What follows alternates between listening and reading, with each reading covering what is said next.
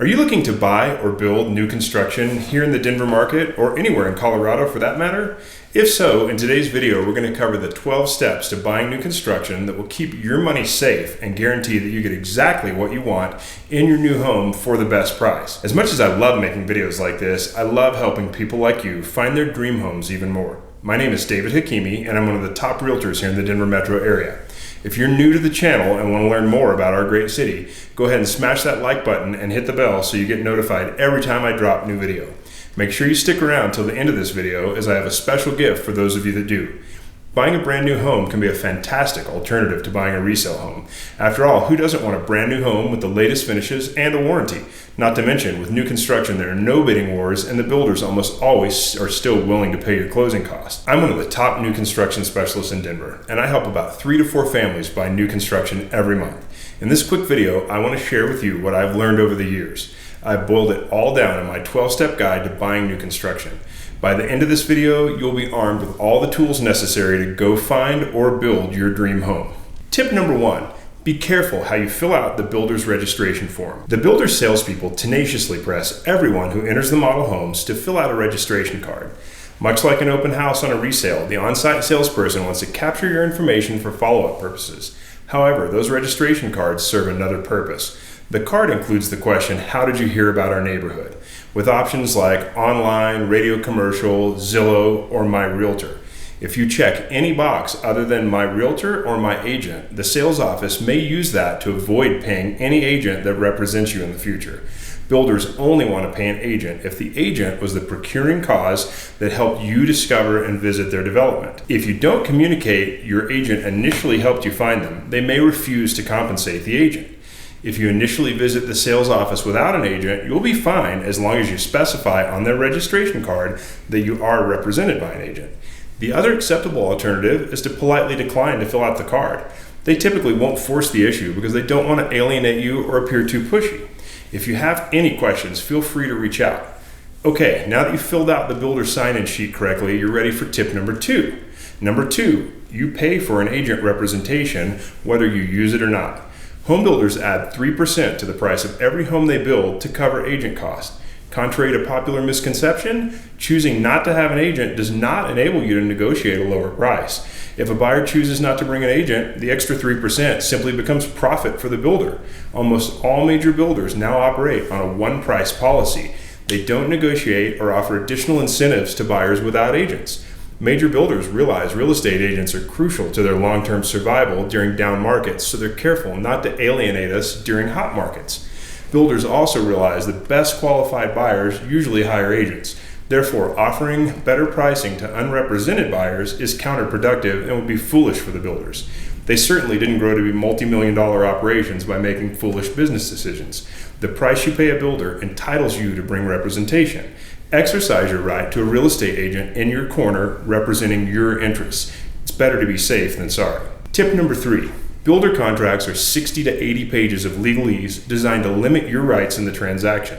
In Colorado, most issues with builders arise from the builder-slanted language in the proprietary purchase contracts they put in front of you. Colorado real estate laws are particularly consumer-friendly. Agents buying or selling resale properties are actually required to use a standard, state-approved contract with specific language and terms designed to offer buyers maximum protection of their earnest money. However, Colorado allows builders to circumvent that state-provided resale contract and substitute a contract of their own instead. These proprietary contracts are created by the builder's attorneys and contain extensive language that heavily favors the rights of the builder. This language makes it simple for a builder to keep a buyer's deposit money if the deal fails to close or the buyer backs out.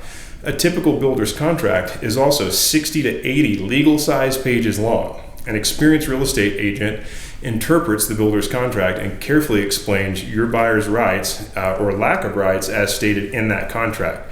This includes any crucial deadlines related to the buyer's right to terminate without forfeiting the deposit. For example, if completion timelines are delayed by things like bad weather, material shortages, labor strikes, unionized trades, delays with county permits, or project financing issues, the builder's contract ensures that they aren't liable. Most builders typically promise somewhere between a 6 to 13 month build time, but the contract may allow them to delay completion up to 24 months without any penalty or legal recourse. These kinds of details are why it's critical to bring an agent who understands and can explain all the legalese contained in these builder contracts. An experienced agent obtains a copy of the contract in advance to carefully read it in its entirety and highlight any key dates or clauses for the buyer. The signing process goes smoothly because you don't have to interpret a massively long contract on the spot, or worse yet, not properly understand the details outlined in the contract that you're signing. Many experienced agents keep a file in their office containing example contracts from every active builder in your area. This means your agent is prepared to protect your interest from the start. Tip number 4, negotiating prices, incentives, and inclusions can be trickier than expected. Just like at a car dealership, new home salespeople offer extra inclusions or discounts to secure a contract. Many builders insist that their prices are non-negotiable, but this actually depends on the market, the neighborhood, and the builder. In a particularly hot neighborhood, if it's selling faster than the builder can release lots, then the odds are they won't offer a deal on the price. This is currently true in Denver and its more popular suburbs, where builders simply can't build homes fast enough to keep up with the present demand. However, in red-hot neighborhoods, they have no need to discount prices. They realize if you won't pay full price, the next person through the door will. Of course, there are exceptions to every rule. In some circumstances, an agent can help you negotiate with the builder for a better price, better lot placement, landscaping, or incentives. A good agent recognizes these instances and makes sure you're able to capitalize on them. If the builder has several unsold spec homes in inventory, they're usually willing to negotiate. The odds for negotiation are even greater at the end of the month, end of the fiscal fourth quarter, or when the builder is down to the last few homes and they're trying to close out the development. In these instances, a smart agent negotiates hard for you. Tip number 5, if you need to sell a house first, most builders have strict policies on contingencies. Builder policies on contingencies are an extremely tricky balancing act. In fact, most builders in Colorado won't even entertain a contingent offer on a completed inventory homes. The ones that will take a contingent offer on an inventory home won't allow the contract to remain contingent very long at all. Therefore, if they do accept an offer that is contingent on the sale of your current home, the time frame they'll allow for your home to remain unsold is generally very brief. If you fail to sell quickly, most builders retain the right to cancel your contract and sell the home to another buyer. Their contracts also define this scenario as a reason to retain your deposit money. You can potentially be placed in the ugly situation of losing the home along with your deposit.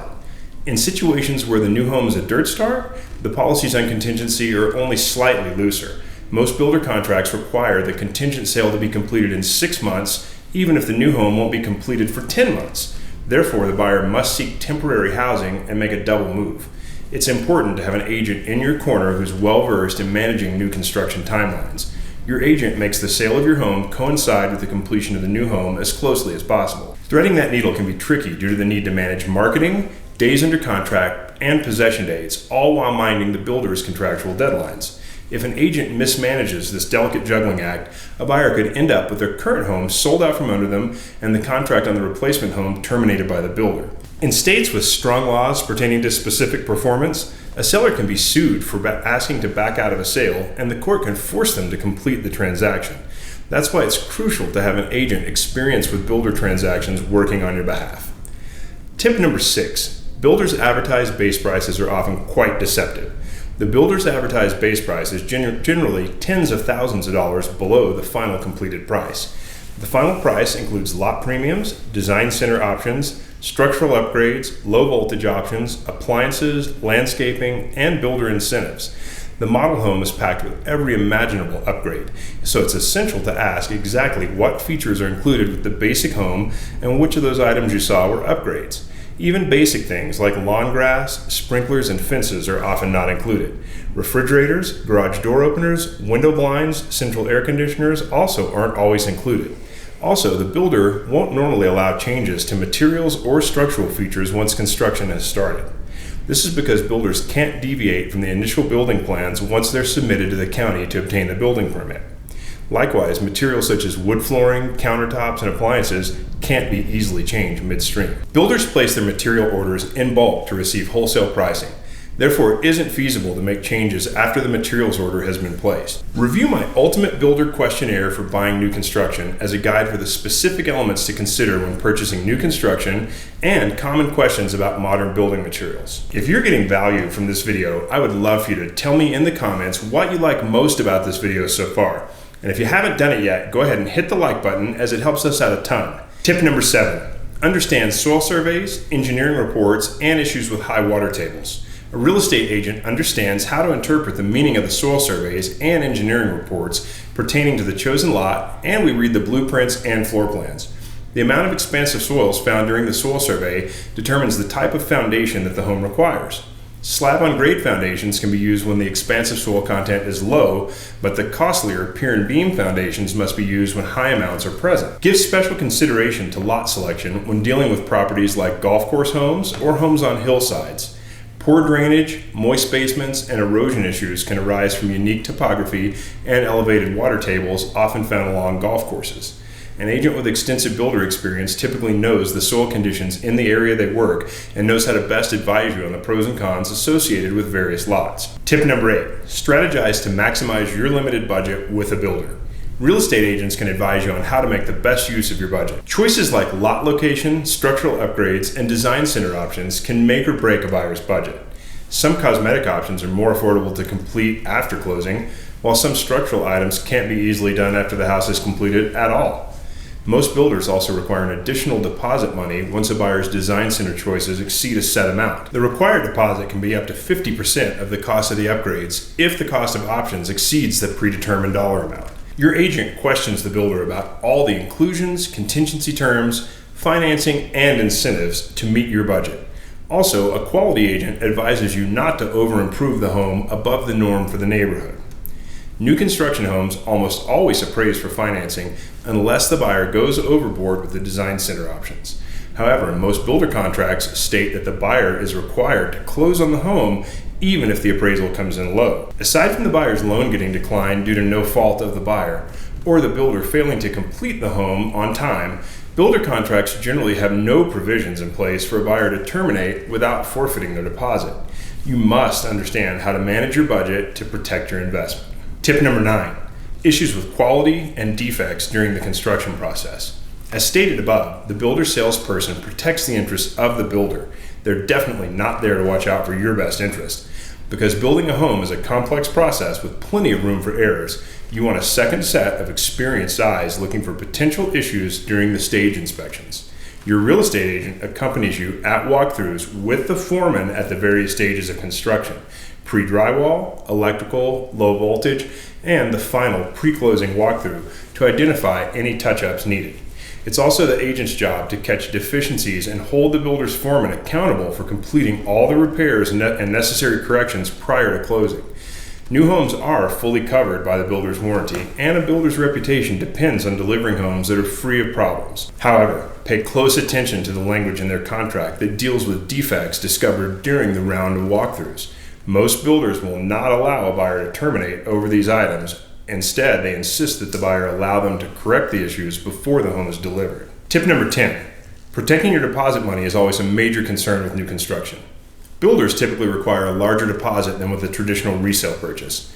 This deposit amount usually falls somewhere between $10,000 and $15,000. As I said before, some builders may require additional deposits that equal 50% of the cost of your upgrades. Many buyers end up with $30,000 to $50,000 in the hands of the builder prior to closing. Much of the builder slanted language in the proprietary contract revolves around their recourse if the buyer fails to close on the home. Most of this language grants the builder the right to keep all of your deposit money if the deal gets derailed or fails to close. However, the contract also contains a few clauses that grant the buyer the ability to back out of the deal with a full return of their earnest money. Don't count on the builder salesperson to point these out though. They are incentivized to close the sale. Once again, an agent in your corner ensures that you understands all of your rights. Your real estate agent helps protect your earnest money. There aren't as many vital deadlines with a new build. However, the real estate agent does work to ensure crucial deadlines like the loan application deadline and the contingent sale deadline are met. Also, some builder contracts have the verbiage that enables them to keep a percentage of your deposit back even if you back out for a legitimate reason that they define in their contract. A real estate agent works closely with you to avoid these unpleasant surprises. Tip number 11. If interest rates rise too much during construction, there could be major repercussions. Most mortgage lenders typically won't lock in an interest rate more than 90 days in advance of your closing. Therefore, when dealing with new construction that likely won't be completed for 4 to 18 months out, this can pose a substantial risk. If your debt-to-income ratios barely qualify you to purchase the home at the time that it's contracted, then there's a risk you may no longer qualify to buy it at all if mortgage rates increase too much before you're eligible to lock in a rate. Interest rates are unpredictable. It's prudent to ensure you're still able to qualify even if the rates increase. A good rule of thumb is to know that you'll still qualify even if the rates climb by a full 1%. If not, then you're taking a major gamble buying new construction. It may be best for you to buy an existing home where you can lock in your rate sooner. Most builders also have an ownership stake or an affiliated business arrangement with a lender or a title company. Additionally, most builders require you to use their lender and their title company to qualify for their incentives and discounts. While they can't force you to use these service providers, they will routinely withhold discounts or incentives if you insist on using an outside lender or title company. The good news is, the builder's lender usually has competitive rates, and they want buyers to qualify. Before I get into the most important tip, I want to follow through on my promise to give you a gift near the end of this video. Thank you so much for watching this far. In the description below, I placed a link to my builder questions. This document will give you all the right questions to ask the builder to make sure that you're protected and that you get exactly what you're paying for. Now for tip number 12. Tip number 12, hire a real estate agent experienced in dealing with builders. The Pareto principle, also called the 90-10 rule, describes the real estate industry accurately. It states that 90% of homes in the market are sold by only the top 10% of agents. This means that the remaining 90% of agents fight over the scraps for the remaining 10% of transactions. In other words, if you lined up 10 real estate agents, one of them sells far more homes than the other 9 combined. To make matters worse, out of the 10% who are doing the most business, a substantial percentage of those agents rarely deal with builders. This means that finding an agent extremely well-versed in new construction transactions is like finding a needle in a haystack. At the end of the day, I want to be a resource for you during the entire process. If you're just getting started and want to learn more about buying a new home, or if you're ready to go today, either way, my phone number and contact details are listed below in the description. I look forward to hearing from you soon. Thanks again.